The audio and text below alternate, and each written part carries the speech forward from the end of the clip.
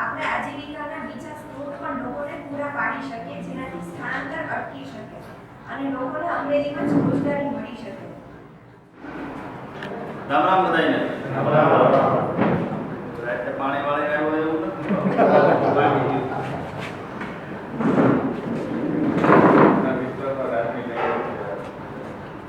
હવે પાણી છૂટી ગયા છે બધા, એટલે લગભગ પાણી કોઈ ભરવાનું હશે નહીં. હાર્વેસ્ટિંગ સમય ચાલે છે.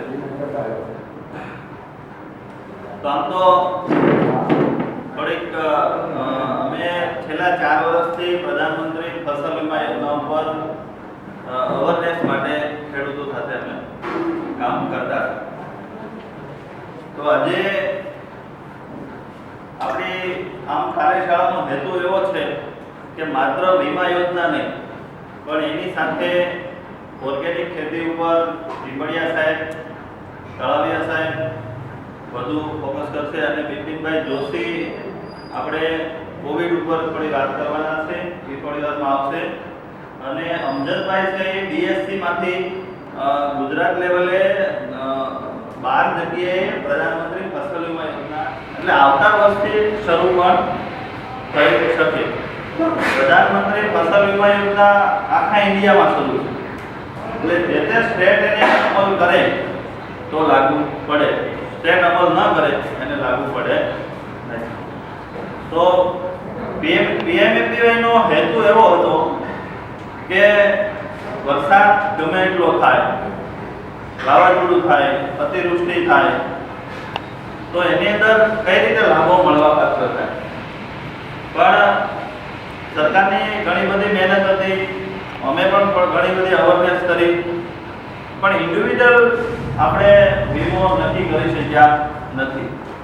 આજે આપણે હેલ્થ માટે વીમો ઉતારવો હોય તો ગમે ત્યાં કોઈ પ્રાઇવેટ કંપનીને પ્રીમિયમ ચૂકવી અને આપણે હેલ્થ માટે વીમો ઉતારી શકીએ છીએ. અને આપણને કોઈ એક્સિડન્ટ અથવા કોઈ પણ વસ્તુ થાય તો આપણે કોઈ પણ હોસ્પિટલની અંદર સારવાર લઈ શકીએ છીએ. તો એવું ખેતીની અંદર કેવી રીતે થાય એના ઉપર મથામણ કરી રહ્યા છીએ કે અગર પ્રાઇવેટ સેક્ટરની અંદર જવું પડે તો ખેડૂતો તૈયાર છે, પણ એને ક્લિયર કે ભાઈ આ રીતે કામ કરશે અને આ રીતે ઉત્પાદન ઘટશે તો વીમો મળવા પાત્ર થશે. તો કહેવાનો ભાવાર્થ છે કે વર્ષ ગમે તેવું થાય એની સામે ખેડૂતને રક્ષણ મળી રહે એવો ઉદ્દેશ ટૂંકમાં ઇન્સ્યોરન્સનો હોય સામાન્ય રીતે, બરાબર.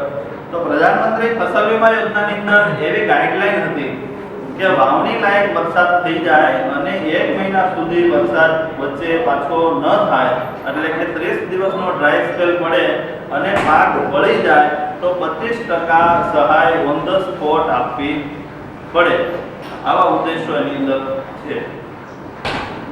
ત્યાર પછી હાર્વેસ્ટિંગ સમયે માવઠું થાય અને પાકને નુકસાન થાય તો પણ વીમો મળવા પાત્ર થાય. હવે એની અંદર કઈ રીતે ગાઈડલાઈન હતી તો કે પ્રધાનમંત્રી ફસલ વીમા યોજનાની અંદર પર હેક્ટર જે ઉત્પાદન છેલ્લા 7 વર્ષનું આવતું હોય એની એવરેજ કાઢી અને આ વર્ષે ઉત્પાદન કેટલું આવે એની સામે વીમો મળવા પાત્ર થતો. તો કે કેવી રીતે એ ધારો કે છેલ્લા 5 વર્ષનું ઉત્પાદન 7 વર્ષનું ઉત્પાદન 17 મણ પર વીઘે ઉત્પાદન આવે છે અને આ વર્ષે એમાંથી 2 વર્ષ નબળા બાદ કરી અને એવરેજ એનું 15 મણ આવતું હોય અને આ વર્ષે 14 મણ કપાસનું એવરેજ ઉત્પાદન આવે તો 1 મણ કપાસનો વીમો મળવા પાત્ર થાય. આ ક્રોપ કટિંગના આધારે નક્કી થતું હતું.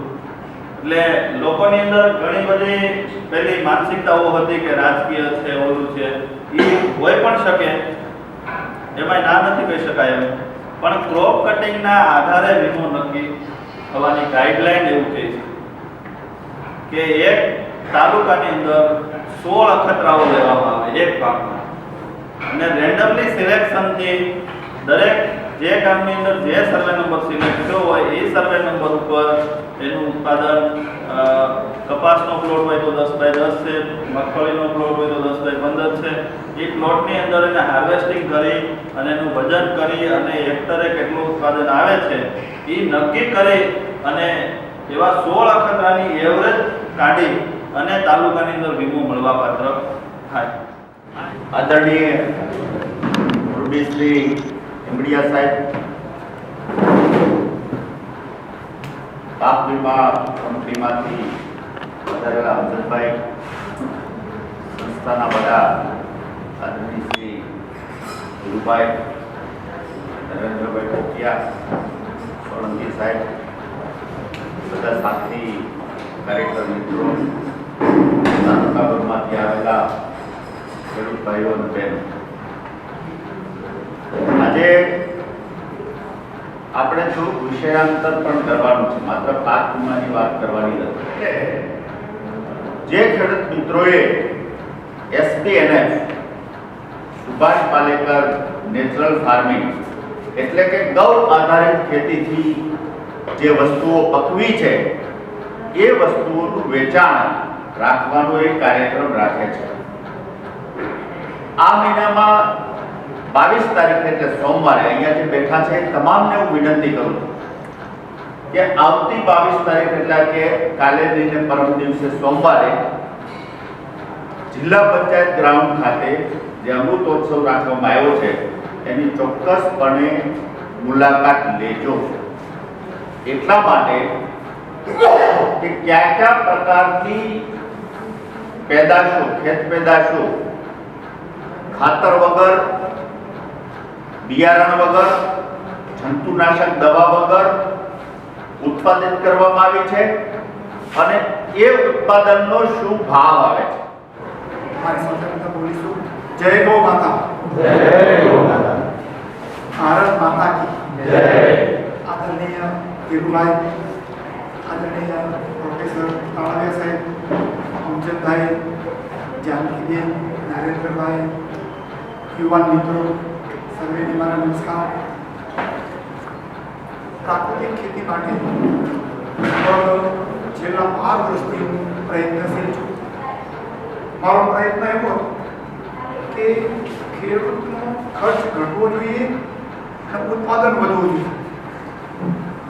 અત્યારે આપણે જે ખેતી કરીએ છીએ એમાં ખર્ચ વધતો જાય છે દર વર્ષે અને ઉત્પાદન ઘટતું જાય છે. આપણા ઘરમાં આપણે 5 કે 6 ભાઈઓ હોઈએ તો બધા તેજસ્વી હોતા નથી. આ કુદરતની વ્યવસ્થા છે.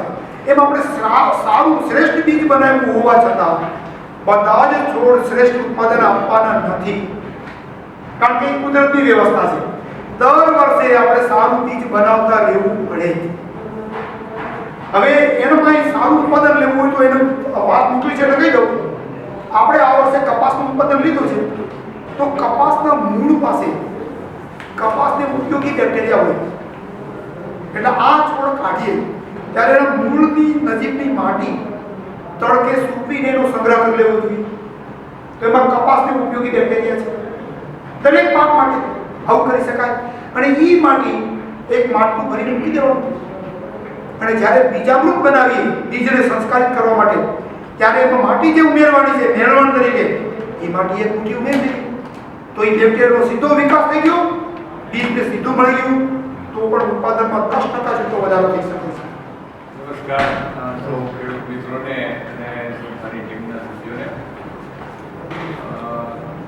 માનની ટીમડિયા સાહેબ, કળાવિયા સાહેબે અને નરેન્દ્રભાઈએ અમને ઘણી બધી વાતો કરી. મને એક એવું છે કે રનીશ ગુજરાત અને ગઈકાલે એણે સજીવ ખેતી ઉપર કાર્યક્રમ કર્યો, ફીર ખીચડી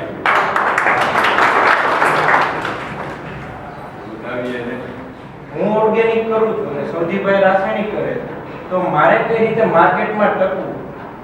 સૌજીભાઈને તો પૂરેપૂરું એનો વળતર મળે છે પણ મને એનો વળતર મળતું નથી, તો મારે કઈ રીતે માર્કેટમાં ટકવું લોકોનો મેઇન પ્રશ્ન હતો આ.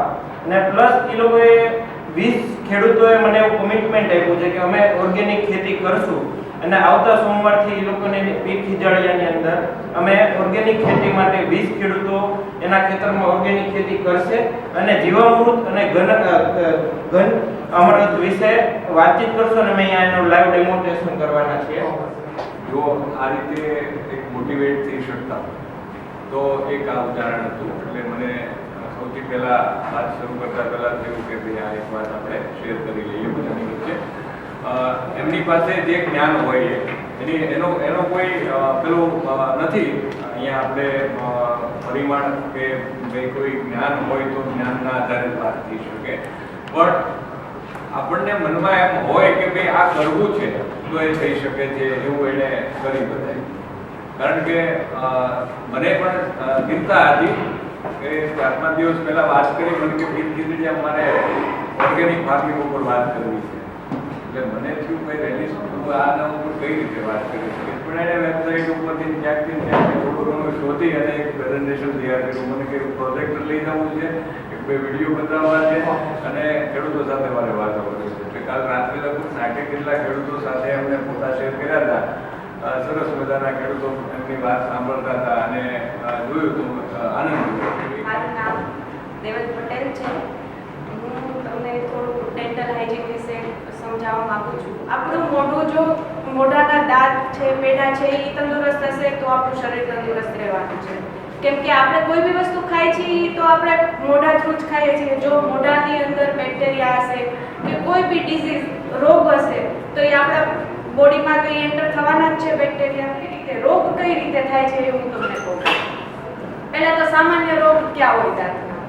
તો પહેલા તો પાયરિયા, બેડ સ્મેલ આવી ખરાબ દાંતમાંથી, પછી દાંત સડી જવા, પછી નાની ઉંમરમાં દાંત પડી જવા, પછી આરસીટી આપણે જે કહીએ કે મૂળિયા સુધી આપણે જે સડો પહોંચી જઈએ, આવી ઘણી જ બધી વસ્તુ રોગ એમાંથી આપણે જો આપણે જે સડો હોય એ મૂળિયા સુધી પહોંચી ગયો, આપણે સારવાર ન કરાવીએ, એ બેક્ટેરિયા એમાં જમા થતા ધીમે ધીમે એ કેન્સર સુધી બી પહોંચી શકે છે.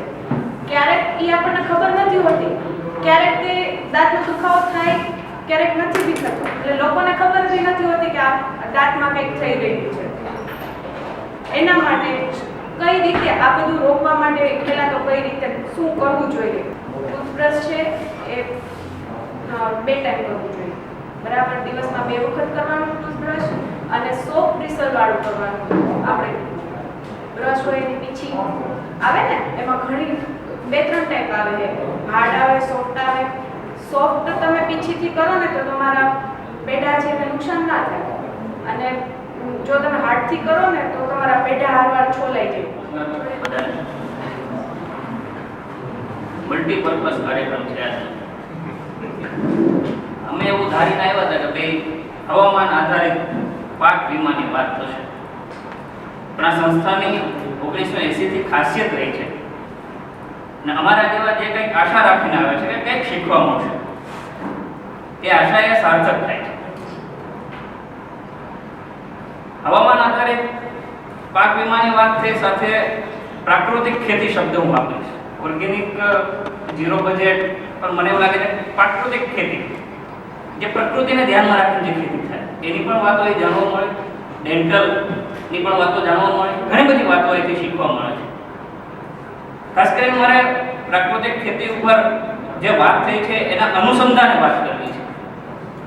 સંસ્થા 1980 થી તો કામ કરે છે, પણ 2014 થી BCI બેટર કોટન ઇનિશિયેટિવ પ્રોગ્રામની શરૂઆત ટીંબી જાફરાબાદ વિસ્તારમાં થઈ, ઉના વિસ્તારમાં થઈ. એ પછી 2015 માં ધોકરવા, ગિરગઢડાના અમુક ગામડાઓમાં થઈ, અને એ પછી ધીમે ધીમે બાબરા અને ખાંભામાં શરૂઆત થઈ. જેમ ટીમ્બડિયા સાહેબે વાત કરી કે ઓછા ખર્ચે વધારે નફો કઈ રીતે મેળવી શકાય, આ પ્રોજેક્ટનો મુખ્ય ઉદ્દેશ્ય છે. BCI એવું વિચાર્યું હશે કે ભાઈ એક સાથે રાસાયણિક ખેતીમાંથી ઓર્ગેનિક ખેતી તરફ જવા માટે જો આપણે પ્રેરિત કરશું તો એ શક્ય નથી. ધીમે ધીમે આના માટે કામ કરવું પડશે. એટલે BCI ની સાથે જ્યારથી જોડાયા ત્યારથી જે અમુક હાઈલી જે જોખમી જે દવાઓ હતી, ખાસ કરીને રેડ સિમ્બોલ વાળી જે દવાઓ હતી, એ દવાઓ બંધ કરવામાં અમે સફળ્યા છે. વિસ્તારમાં જે દવાઓનું પ્રમાણ હતું, જે પ્રતિ પંપમાં જે પ્રમાણથી વાપરતા હતા એ પ્રમાણને ઘટાડવામાં પણ અમે સફળ રહ્યા છે. નમસ્કાર, હું અવંતિકા તંત્રી. ખાંભા વિસ્તારમાં જેમ વાત કરી કે અલગ અલગ અમારા ઘણા બધા વિસ્તારોમાં પ્રોજેક્ટ ચાલે છે, તે રીતે ખાંભા વિસ્તાર છે ત્યાંના 20 ગામડામાં અમે કામ કરીએ છીએ. તો કુલ અમારી સાથે 4000 જેવા ખેડૂતો જોડાયેલા છે. તો એ ખેડૂતો સાથે અમે BCI એટલે કે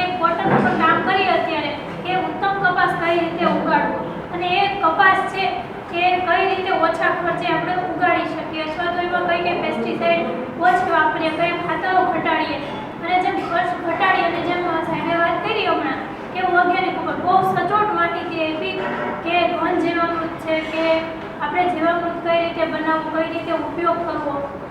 તો અમે આ વર્ષે ત્યાં 20 ખેડૂતો એવા સિલેક્ટ કર્યા હતા કે જેની ટોટલ જમીન હતી એમાંથી 2 હેક્ટર વિસ્તાર એને એવો રાખ્યો હતો કે એમાં એણે ઓર્ગેનિક મગફળી ઉગાડી. જમીનની સાથે કામ કરતા એવા ખેડૂતો સાથે જ્યારે અમારે કામ કરવાનો એક તક મળી એ માટે સમાજ કલ્યાણ કેન્દ્રનો પણ અમે ખૂબ ખૂબ આભારી છીએ. એક ખાસ કરીને જમીની લોકો સાથે કામ કરતા જે તમે ખેડૂતો એની વચ્ચે તો અમે નોકરી ગવર્મેન્ટમાં પણ કરતા હતા અને અલગ અલગ સંસ્થાઓ સાથે કામ કરતા હતા, એક સારી ઓફિસમાં બેસીને પણ કામ કરતા હતા. પણ જે જમીની સાથે જોડાયેલા માણસો છે, જે ખેડૂતો છે, એની વચ્ચે જ્યારે કામ કરે અને જે આનંદ ઉત્પન્ન થાય છે એવો આનંદ બીજે ક્યાંય લગભગ નથી મળ્યો. કે હું અને મારો મિત્ર રસિકભાઈ અમે જે લેમ્પ પ્રોજેક્ટમાં જોડાય છે. લેમ્પ પ્રોજેક્ટ શું છે? તો લેમ્પ પ્રોજેક્ટ એવો છે કે એક વ્યક્તિ 5 ગામમાં કામ કરે, 5 શાળા, જે ગવર્મેન્ટ શાળા એ જ કામ કરવાનું હોય છે. 5 એમાં મુખ્ય એક હબ હોય છે અને 4 સ્પોક વિલેજ આપેલા હોય છે. એમાં મારે આ વખતે જસવંતગઢ હતું અને રસિક મારી સાથે છે અને શેડુબાર હતું. સાથે 4 શાળાઓ આપેલી હોય એમાં અમારે કન્ટિન્યુ કામ કરવાનું હોય છે, જે અહીંથી રાબેતા મુજબ કહેલું હોય એ પ્રમાણે. અને એ શિક્ષણ એવું છે કે જે નબળા બાળકો 3 to 5 ના, જેને એલઈપી કહેવાય, અને 6 to 8 ના એને એલઆરસી અમે કહીએ છીએ, જે અમારું હબ છે. એમ 3 થી 5 ના જે નબળામાં નબળા વિદ્યાર્થી છે એ અમે સ્કૂલમાં પસંદ કરવી, 30 વિદ્યાર્થીને પસંદ કરવી, એની ઉપર આખું વર્ષ અમે કામ કરવી છે. અને જે એને આપેલા હોય વિદ્યાર્થી એ અમે વર્ષે કહી કે સાહેબ જોઈ લે, આ તમે આપ્યા હતા એ અને આ વર્ષના અંતે અમે તમને આપીએ છીએ. આ हमारी कामगिरी है. चर्चा करते रहते हैं और आगे का हमारा जो भी प्लान होगा वो हम नरेश भाई के साथ शेयर करते रहते हैं. और ये वर्कशॉप का उद्देश्य था कि अभी नरेश भाई ने जैसे एआईसी के बारे में बताया, तो आपके मन में भी बहुत से सवाल आएंगे कि एआईसी क्या है, हम इसको कैसे लेंगे. तो नेक्स्ट जो हमारी वर्कशॉप होगी उसमें आप अपने क्वेश्चन तैयार कर लीजिएगा और हम सब आपके साथ शेयर करेंगे, तो हमें उसको समझने में आसानी होगी. धन्यवाद.